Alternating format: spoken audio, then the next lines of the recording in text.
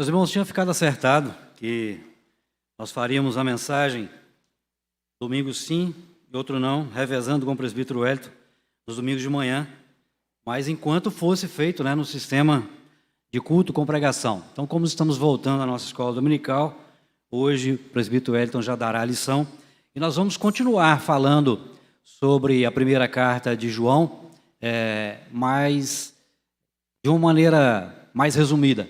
Naquela reflexão que a gente sempre faz aos domingos antes da escola dominical, e é isso que nós vamos fazer agora. Se você puder abrir a sua Bíblia, na segunda carta de João, aliás, a segunda não, desculpa, é a primeira carta de João no segundo capítulo, primeira carta de João 2, os versículos 12 até o 14. 1 João 2, 12 a 14. Diz assim: Filhinhos, escrevo a vocês porque os seus pecados são perdoados, por causa do nome de Jesus. Pais, escrevo a vocês porque conhecem aquele que existe desde o princípio. Jovens, escrevo a vocês porque vocês têm vencido o maligno. Filhinhos, escrevi a vocês porque conhecem o Pai. Pais, escrevi a vocês porque conhecem aquele que existe desde o princípio. Jovens, escrevi a vocês porque são fortes e a palavra de Deus permanece em vocês, e vocês já venceram o maligno. Essas mensagens da primeira carta de João, nós temos aprendido com o apóstolo que existe o cristianismo genuíno, e ele tem ensinado o cristianismo genuíno, e aqui aos seus leitores nós temos aprendido isso. Algumas características são exaltadas, ele tem demonstrado isso, características centrais do Evangelho, inclusive. E ele faz isso propondo alguns testes. Nós já vimos 2 desses testes, teste moral, teste social, mesmo que não tenha dado tanta ênfase em falar desses testes, mas eles podem revelar a falsidade das ideias dos falsos mestres que assolavam a igreja naquele período e que se infiltravam na igreja com suas heresias, trazendo um gnosticismo, não na sua essência, no que ele existe hoje, ou num período em que ele foi muito forte, um pré-gnosticismo, quando ele estava surgindo ainda. Mas as igrejas da Ásia estavam enfrentando aquilo, e João traz alguns testes para confirmar esses crentes no evangelho que eles aprenderam, na mensagem que eles aprenderam dos apóstolos. E nós já vimos 2 desses testes. O teste moral do capítulo 1, versículo 5 até o versículo 6 do capítulo 2, onde diz que Deus é luz, onde ressalta que ao afirmar que eu não tenho pecado eu sou mentiroso, onde diz que ao falar isso eu estou tentando, ao dizer que não tem pecado, eu tento enganar a mim mesmo, enganar ao próximo, enganar a Deus. E tem também um teste social aí do versículo 7 até o 11, nesse segundo capítulo da primeira carta, e fala do amor, o mandamento de amar ao próximo como a si mesmo, como Jesus amou, e amar a Deus acima de todas as coisas. E isso tem a ver com a parte social da igreja também. E o alvo de João era que os crentes daquelas igrejas, a quem essa carta foi dirigida, examinasse os ensinamentos que eles estavam ouvindo dos falsos mestres. E ele diz o seguinte, no início: não estou só falando com vocês a mensagem, eu testemunhei, eu vi, eu ouvi, eu toquei, eu contemplei. Então João traz um testemunho vivo daquilo que ele aprendeu com o próprio mestre. E ele diz que é aquele que morreu por nós, aquele que não só morreu, mas ressuscitou, e está junto do Pai como nosso advogado. É claro que quando a gente fala de que Deus é luz, de como deve viver um crente, são muitas coisas que estão incluídas nesse raciocínio, nessas palavras, nessa mensagem, né? E você talvez pode não ter ouvido nada ainda a respeito do que nós falamos dessa primeira carta de João, como deve ser a vida do crente, se ele obedece os mandamentos ou não. Mas se você não viu nada disso, você ainda pode ver essas mensagens no canal do YouTube, no canal da nossa igreja no YouTube. Nós temos essas mensagens lá, é só você procurar pelo canal da Igreja Presbiteriana Jardim das Oliveiras, se inscreve e procure as mensagens lá.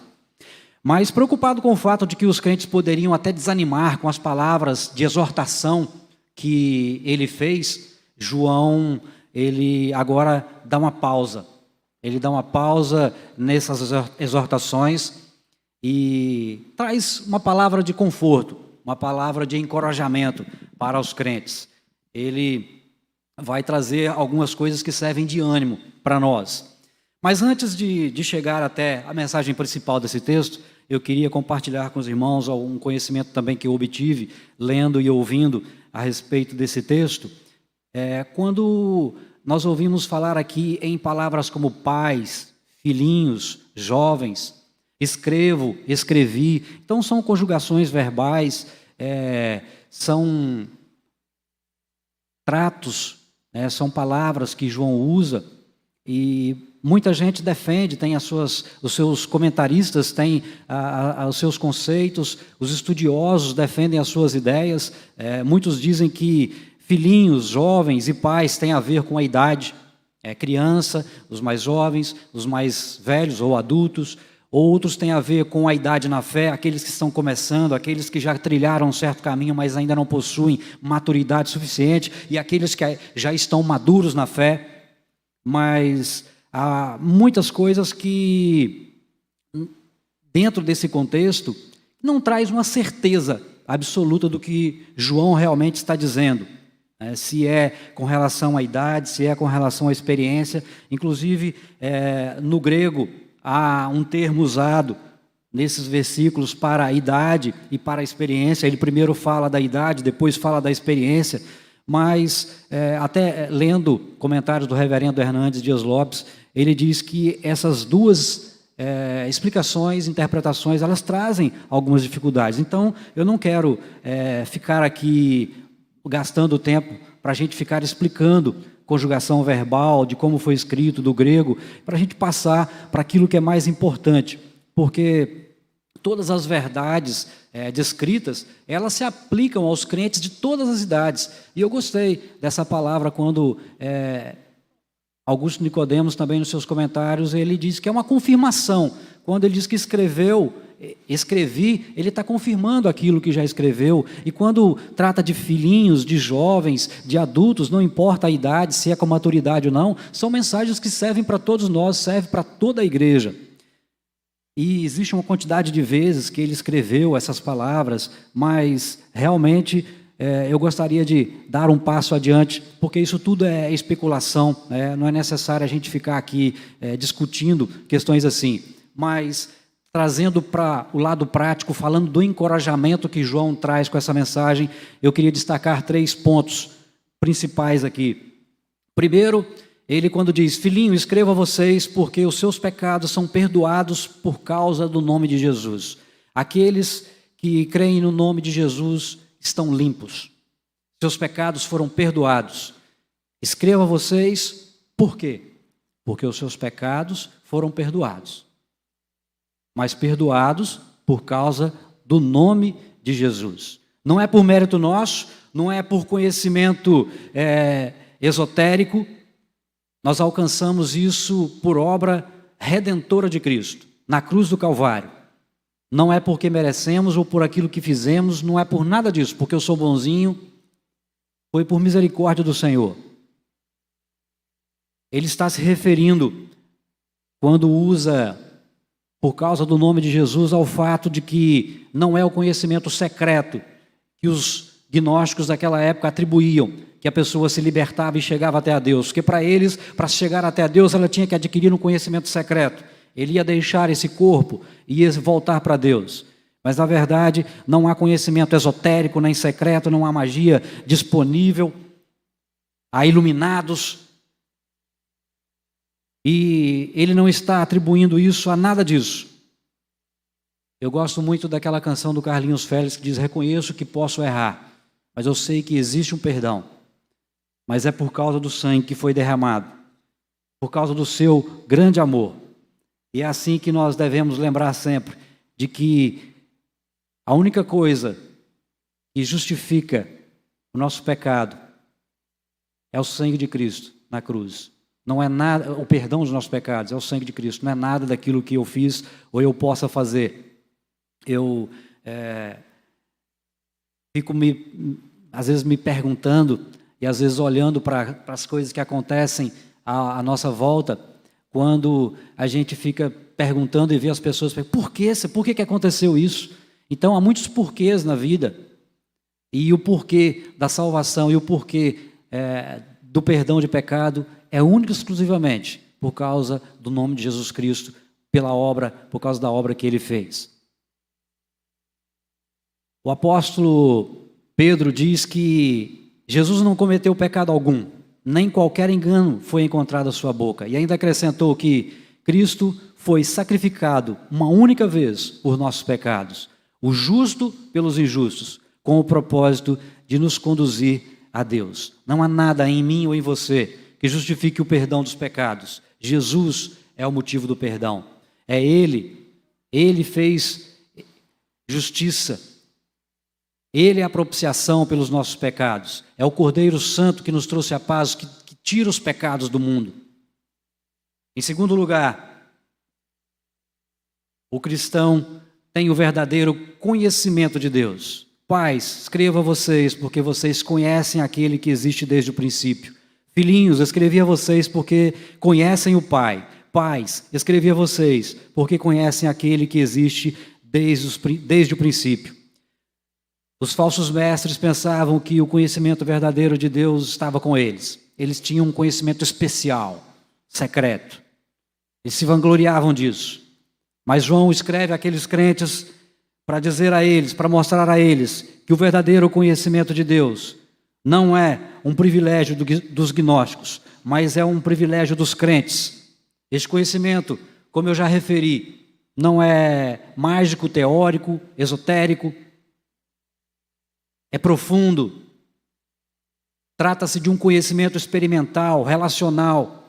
Não é um conhecimento apenas de ouvir falar. Nós já temos falado aqui que há muitas pessoas que gostam de estar na igreja, gostam de assistir sermões, porque acham bonito, gostam da retórica. Eu já ouvi dizer que eu gosto de ouvir as mensagens, eu gosto de estar ali na igreja porque é tudo certinho, tudo encaixadinho, os cânticos, a liturgia, a mensagem, mas não basta ser somente ouvinte, é preciso ser praticantes da palavra. Tiago já disse isso, como eu referi na última mensagem. É preciso ser praticante, não somente ouvinte. Então não adianta só gostar de ouvir, é preciso ter um relacionamento, conhecer a Deus através de um íntimo relacionamento. O conhecimento de Deus é a essência da própria vida eterna. E o encorajamento oferecido por João aos crentes, ele consiste em reafirmar a certeza, o fato de que eles estavam na verdade do Evangelho. Uma verdade que João falava, que João escreveu a eles, era para combater os falsos mestres. Nós não devemos desanimar quando nós formos testados, quando a gente ouvir isso, que eu preciso ter um relacionamento e eu chegar à conclusão de que eu não estou tendo esse relacionamento íntimo com Deus. De que eu devo andar na luz, porque a luz revela os meus pecados, e quanto mais próximo da luz eu estou, mais eu confesso os meus pecados e quero deixá-los. Mas eu estou vendo que não está tendo jeito. Isso não é para desanimar. Essas exortações não são para desanimar. E João quer vir aqui com essas palavras que ele traz para os crentes para confirmá-los, dizendo que os pecados já foram perdoados. E diz a eles que o verdadeiro cristão tem o conhecimento de Deus. E quer trazer esses crentes, e quer nos trazer a verdade da palavra, para nos corrigir, para nos dedicar a uma vida mais dedicada em agradecimento a Deus, em agradecimento a tudo aquilo que Ele fez por nós. Não é fazer para alcançar a salvação, não é fazer para alcançar o perdão, mas é porque Ele já fez por nós. Eu gosto muito daquele cântico, eu sempre falo de cânticos, né, porque os cânticos trazem mensagens que foi baseado, né, no Salmo. E o Senhor firma os passos do homem bom. Se ele cair, ele não ficará prostrado, porque o Senhor o segura pela mão. São mensagens que nos fazem lembrar que o Senhor está conosco, são mensagens que trazem um ânimo, um encorajamento. E é isso que João estava lembrando essas pessoas. Lembrar que nem morte, nem anjos, nem vida, nem principados, nem coisas do presente, nem do porvir, nem poderes, nem altura, nada disso pode nos separar do amor de Deus que está em Cristo Jesus. O Evangelho nos concede muitos artifícios, muitos meios, muitas armas de coisas que precisamos para viver de forma agradável a Deus.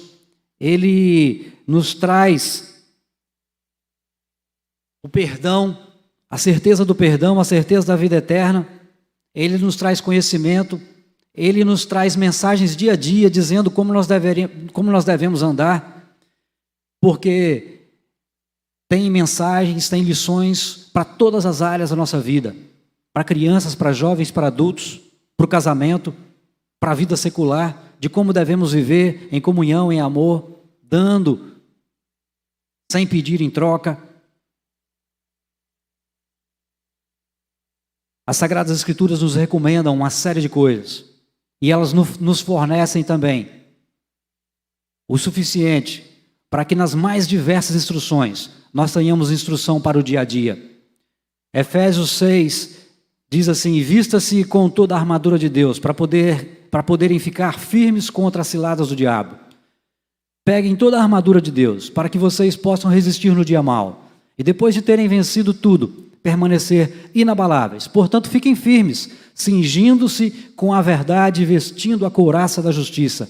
Tenham os pés calçados com a preparação do evangelho da paz, segurando sempre o escudo da fé, com o qual poderão apagar todos os dardos inflamados do maligno. Usem também o capacete da salvação e a espada do Espírito, que é a palavra de Deus. Orem em todo o tempo no Espírito, com todo tipo de oração e súplica. Para isto vigiem com toda perseverança e súplica por todos os santos. É difícil ter um relacionamento íntimo com Deus. É difícil viver uma vida próxima a Deus, obedecendo aos mandamentos do Senhor, não pensando só em exortação, querendo vitória dia a dia, sem buscar essas instruções. É preciso buscar o relacionamento íntimo com Deus, assim, orando em todo tempo no Espírito, com todo tipo de oração e súplica, vigiando, com toda a perseverança. Lembrar que não foi eu nem você que fizemos nada, não merecemos nada, mas foi o sangue de Cristo derramado na cruz do Calvário. E ao nos alimentar dessa palavra, ao buscar esses benefícios que ela oferece, nós vamos conseguir o escudo. Quando Satanás tentar colocar as ciladas, quando ele tentar nos provar, nós vamos estar firmes no dia mau. Muitas vezes nós passamos por dificuldades, passamos por situações no trânsito, na escola, em casa, e quando a gente percebe a situação, já era. Eu já ofendi meu irmão, a minha esposa, meu marido, meu filho, eu já ofendi o colega de trabalho, eu já disse um palavrão. Eu não estou vestido com a armadura que Deus me forneceu.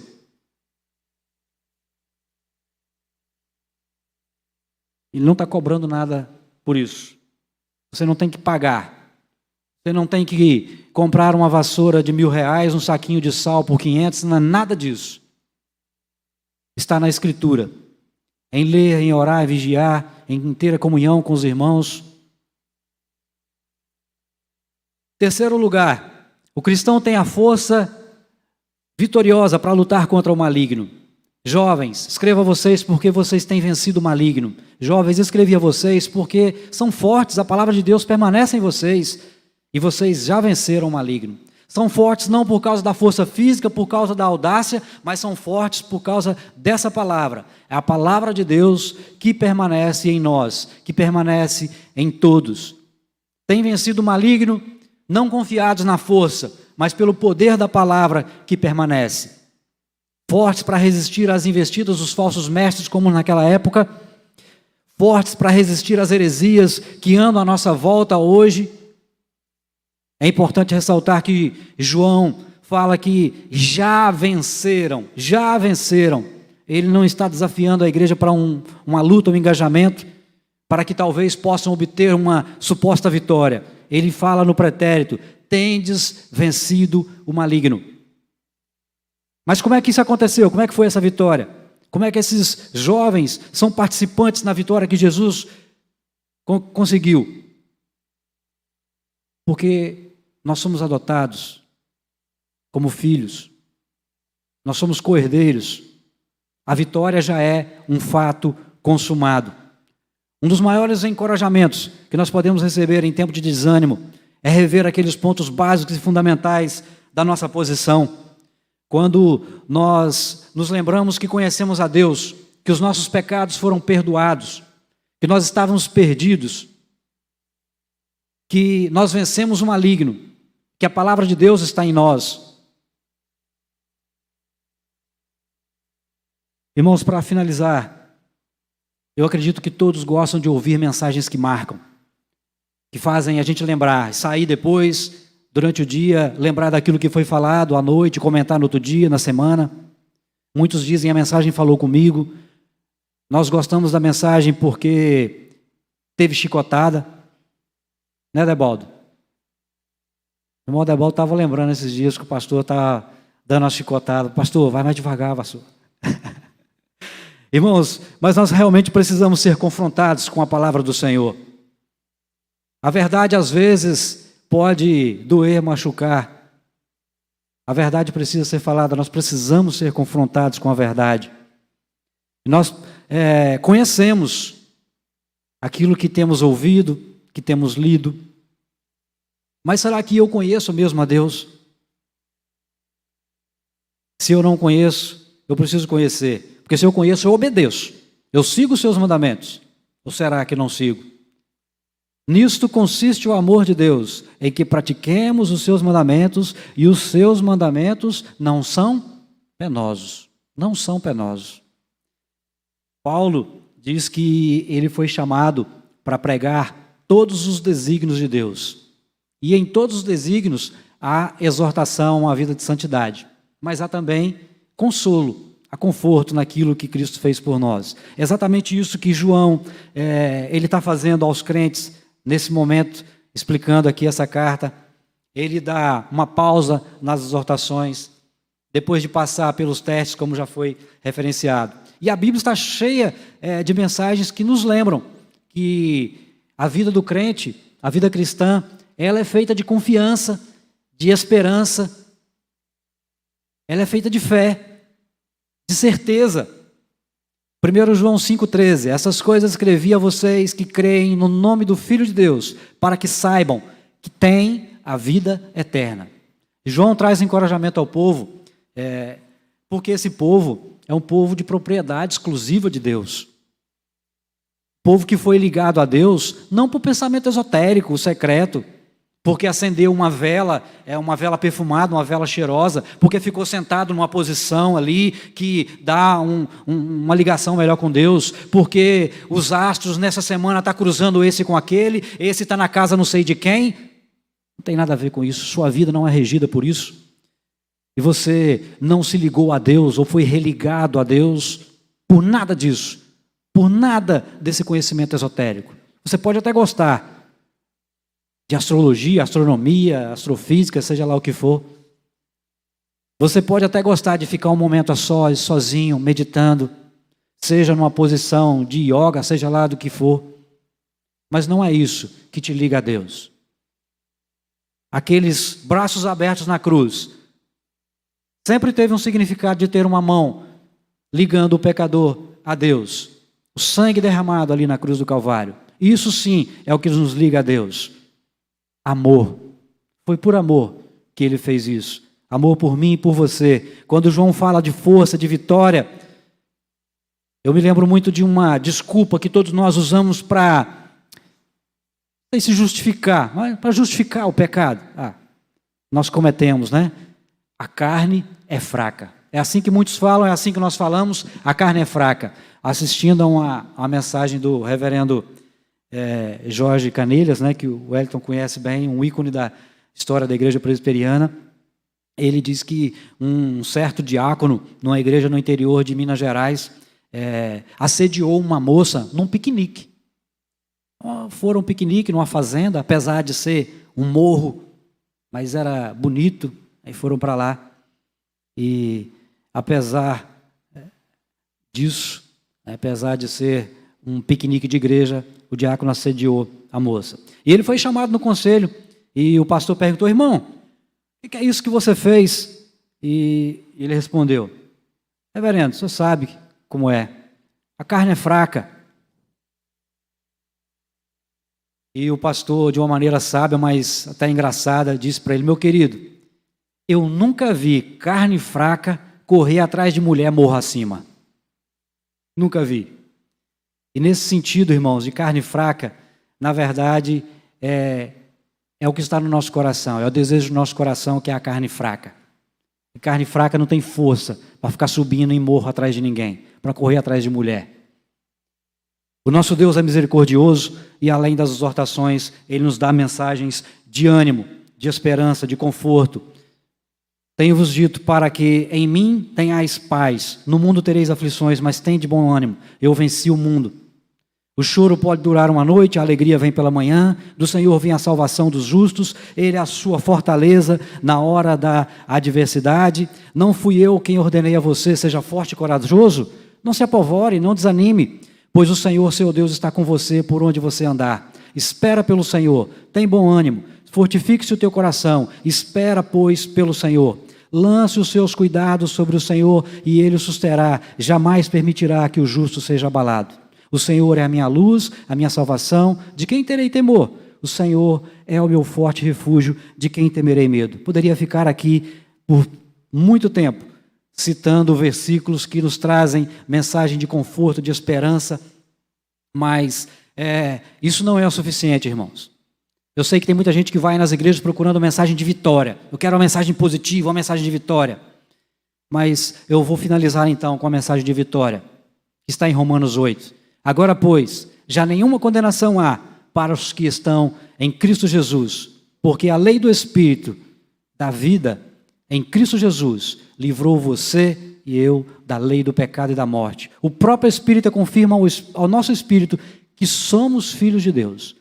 E se somos filhos, também somos herdeiros, herdeiros de Deus e co-herdeiros com Cristo. Se com Ele sofremos, para que também com eles sejamos glorificados. Prestem atenção na sequência do que Paulo escreveu.